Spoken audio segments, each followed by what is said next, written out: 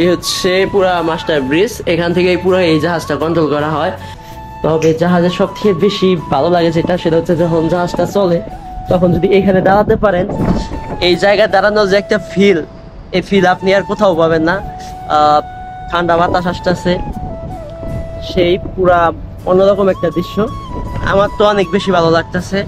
আপনারা যদি এই জায়গায় থাকতেন তাইলে বুঝতেন, খুবই সুন্দর একটা জায়গা। মাস্টার ব্রিজের পাশেই এটা হচ্ছে মাস্টার ব্রিজ, আর আমরা এখানে দাঁড়িয়ে আছি। এই যে এত সুন্দর সুন্দর জাহাজ, এই সুন্দর সুন্দর জাহাজ কই থেকে পরিচালনা করা হয়, অর্থাৎ এই চালক কোথায় থাকে বা যাকে বলে মাস্টার, তো মাস্টার কোথায় থাকে। তো চলুন জাহাজগুলোর বা মাস্টার ব্রিজ দেখে আসি।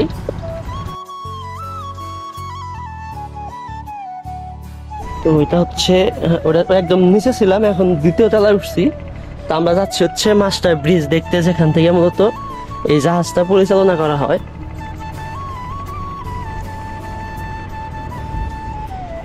এটা হচ্ছে সাইলেন্সার, যাই হোক সাইলেন্সার।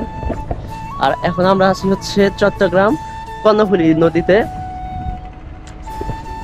অসাধারণ ভিউ, বিকেলবেলা চারদিকে অনেক জাহাজ। এই হচ্ছে আমরা যে জাহাজে আছি সেই জাহাজ, পুরা কার্গো লোড করা।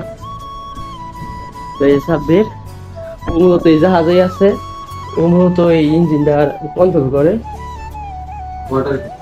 এখানে অনেক কিছু দেখতে পাচ্ছেন, যদিও খুবই অল্প কিছু মনে হইতেছে, কিন্তু এই সব কিছু দিয়ে কিন্তু পুরো এই জাহাজটা কন্ট্রোল হয়। আমাদের এখান থেকে 6 মাইল দূরত্ব পর্যন্ত কতটুকু জাহাজ আছে বা কি আছে, এটা দিয়ে আর কি এটা দেখা যায়। এটা হয়তো দেখা যেত, হয়তো জেনারেটর বন্ধ হয়, কারণে দেখা যাচ্ছে না। আর এটা হলো ইন্ডিকেটর, এটা দিয়ে আর কি জাহাজটাকে নিয়ন্ত্রণ করা হয়, কতটুকু ডাইনে যাইতেছে বা কতটুকু বামে যাইতেছে। আমার যতটুকু প্রয়োজন ডাইনে যাওয়ার জন্য এটার মাধ্যমে আর কি করা হয়। আর এটার নাম হলো জিপিএস।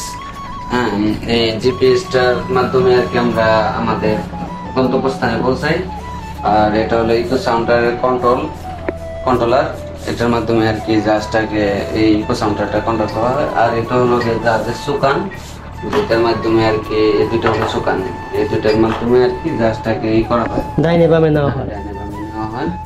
আর এটা হলো হুইল, এটার কাজ এটা হলো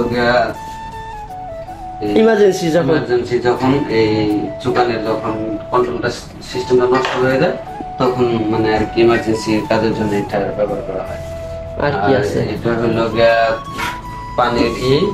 পানির গভীরতা মাপা হয়, যেটার মাধ্যমে গভীরতা করা হয়। আর এটা হলো বিএসএফ, এটার মাধ্যমে একটা জাহাজ থেকে আরেকটা জাহাজে কিভাবে একটা জাহাজ থেকে আরেকটা জাহাজে যোগাযোগ করা হয়, যে কিরকম যে আপনি কোন দিক দিয়ে যাবেন, আমি কোন দিক দিয়ে যাবো, এরকম যোগাযোগ স্থাপন করা হয়। চ্যানেল টাইপের হলো টেলিগ্রাফ, এটার মাধ্যমে জাহাজের স্পিড নিয়ন্ত্রণ করা হয়, এটা দিয়ে আর কি জাহাজ সামনে পিছনে, এক কথায় ইঞ্জিন কন্ট্রোল করে হচ্ছে এটা। আর কি আছে, আর এটা হলো হরেন, এটার মাধ্যমে হরেন দেওয়া হয় এর জন্য। আর এটা হলো সার্চ লাইটারি, যেটার মাধ্যমে আলো যা সামনে জাহাজ আছে এখানে। আর এটা হলো হাওয়া মেশিন, যেটার মাধ্যমে হাওয়া নেওয়া হয়। হাওয়া দেওয়ার মধ্যে ইঞ্জিন স্টার্ট করে না? হ্যাঁ, ইঞ্জিন স্টার্ট করে বলতে এটাতে হাওয়া দেওয়া হয়। এই হচ্ছে পুরা মাস্টার ব্রিজ, এখান থেকে পুরো এই জাহাজটা কন্ট্রোল করা হয়। এত বড় একটা জাহাজ, এই কিছু সংখ্যক যন্ত্রপাতি দিয়ে পরিচালনা করা হয়। তবে জাহাজের সব থেকে বেশি ভালো লাগে সেটা হচ্ছে যখন জাহাজটা চলে তখন যদি এখানে দাঁড়াতে পারেন, এই জায়গায় দাঁড়ানোর যে একটা ফিল, এই ফিল আপনি আর কোথাও পাবেন না। ঠান্ডা বাতাস আসতেছে, সেই পুরা অন্যরকম একটা দৃশ্য। আমার তো অনেক বেশি ভালো লাগতেছে। আপনারা যদি এই জায়গায় থাকতেন তাইলে বুঝতেন, খুবই সুন্দর একটা জায়গা। মাস্টার ব্রিজের পাশেই এটা হচ্ছে মাস্টার ব্রিজ, আর আমরা এখানে দাঁড়িয়ে আছি। ধরেন এখন জাহাজ চলতেছে, তখন আমরা এখানে এমনি বসে থাকলাম। তো এখানকার বাতাস সবকিছু মিলে অসাধারণ। তো যাই হোক, আপনাদের যেটা দেখানোর ইচ্ছা ছিল, এই হচ্ছে মাস্টার ব্রিজ, যেখান থেকে এই জাহাজটা পরিচালনা করা হয়।